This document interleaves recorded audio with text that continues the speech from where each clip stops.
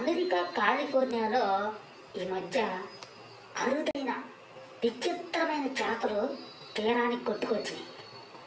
August నుంచి 3 చేపలు తీరానికి వచ్చాయి. అవి చూడటానికి భయంకరంగా ఉంటాయి. క్యాట్ ఫిష్ లాగా ఉంటాయి. దాదాపు 25 అడుగుల పొడవు, చాలా పెద్దగా ఉంటాయి. పాములాగా ఇలగలగలగలగలగలగలగలగలగల వెళ్తాయి. రిబ్బన్ లాగా ఉంటాయి. రిబ్బన్ మనం వాడతారు కదా, రిబ్బన్ వాడతారు. రిబ్బన్ కట్ చేయడానికి రిబ్బన్ వాడతారు కదా, రిబ్బన్. ఆ రిబ్బన్ లాగా ఉంటాయి. ఇలగలగలగల వెళ్తాయి. వీటి తలపైన నెమలి పింఛంలాగా ఒక డిజైన్ ఉంటుంది. ఈ చేపలు చూడటానికి భయంకరంగా ఉంటాయి. సముద్రంలో అత్యంత అరుదుగా ఈ చేపలు కనిపిస్తాయి. ఇప్పుడు ఈ చేపలు సముద్రం ఒడ్డుకు వచ్చి చనిపోతున్నాయి. ఇలాగా ఆగస్టు నుంచి 3 చేపలు కనిపించాయి. ఈ చేపలను చూసినప్పుడల్లా అమెరికాలో వాళ్ళు అమ్మో ఈ చేప కనిపించింది, అమ్మో ఈ చేప కనిపించింది, ఒకటే గోల. ఇది అమెరికాతోనే కాదు, ఆసియా దేశాల్లో కూడా విపరీతమైన టెన్షన్. ఈ చేపలు ఎందుకు వస్తున్నాయి, ఎందుకు చనిపోతున్నాయి, అసలు ఏం జరుగుతుంది, భూమి లోపల ఏం జరుగుతుంది, ఇది టెన్షన్గా. జపాన్ దేశంలో ఈ చేపల గురించి ఒక స్టోరీ ఉంది. ఈ చేప కనుక కనిపించిందంటే యుగాంతానికి దారి తీస్తుంది అని బలంగా నమ్ముతారు. అక్కడ భూకంపం వచ్చేందుకు ఈ చేపలు కనిపిస్తే భూకంపాలు వస్తాయి అని నమ్ముతారు, బలంగా నమ్ముతారు. ఎందుకంటే అక్కడ జపాన్ జానపదాల్లో ఈ చేపల గురించి, ఈ చేపలు కనిపిస్తే భూకంపాలు వస్తాయని, ఇక అంతా సర్వనాశనం అయిపోద్దని ఒక కట్టుకథలు అట్లాంటివి ఉన్నాయి, ప్రచారం ఉంది. అది చూసి అక్కడ వాళ్ళు ఈ చేపల గురించి అట్లా నమ్ముతారు కొంతమంది.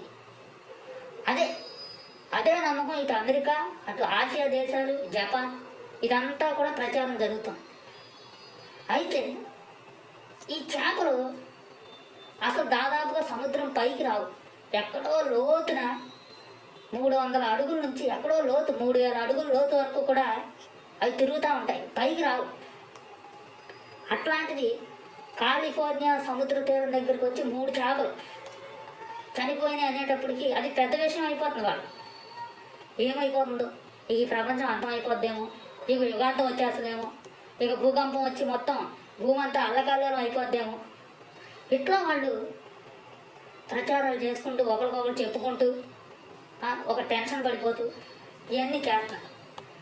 ఇప్పుడు డిసెంబర్ వచ్చేసింది కదా, మళ్ళీ జనవరి 2025. ఈ 2025 సంబంధించి ఈ సోషల్ మీడియాలో ఒక రకమైన ప్రచారం ఉంటుంది.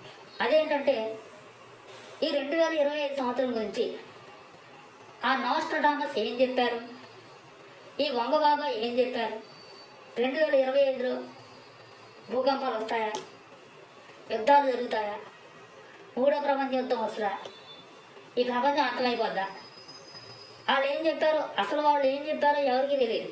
ఎందుకంటే ఖచ్చితమైన ఆధారాలు ఎవరి దగ్గర లేవు, ఎవరికి నచ్చింది వాళ్ళు చెప్పుకుంటారు.